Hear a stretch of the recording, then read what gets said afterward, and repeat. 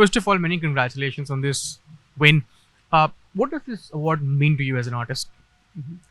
So what happens with an artist in his career is validation is quite an important aspect in kind of growing in your career.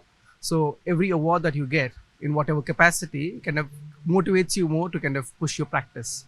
And also what also happens is it also lays path for younger generation of artists to kind of look forward to these opportunities to kind of work harder. So it's not just me, it's also the whole ecosystem being encouraged to do something new in their careers. Yeah.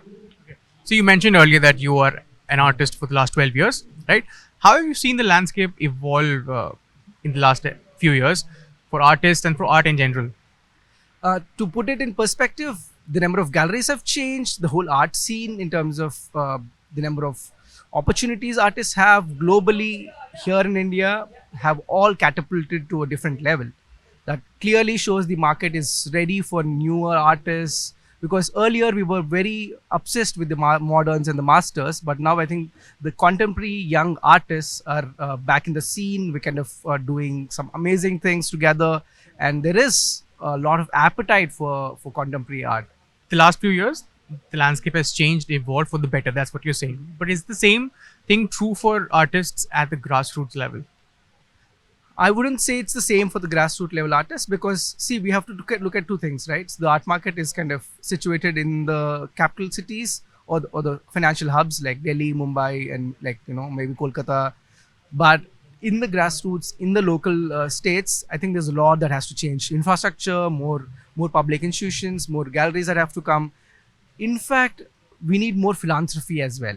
More people kind of investing in art, investing in showcasing art, investing in creating platforms, investing in creating more media.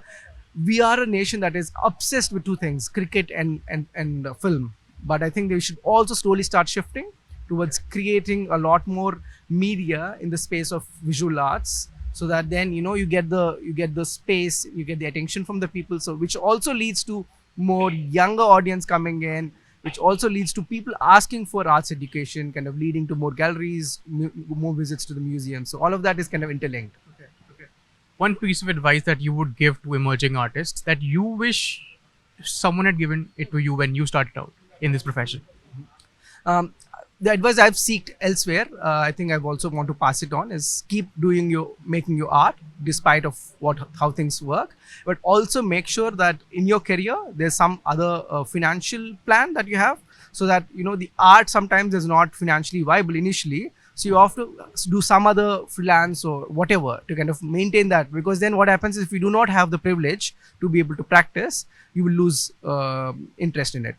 One more other thing that kind of helps is discipline. Artists are known to be very free-minded, so they lose discipline. If you do not have discipline, even if you are the most skilled artist, both in terms of conceptually and skillfully, you would not be able to make a career. So discipline becomes the most important aspect in that space. Yeah. Thank you so much for being here.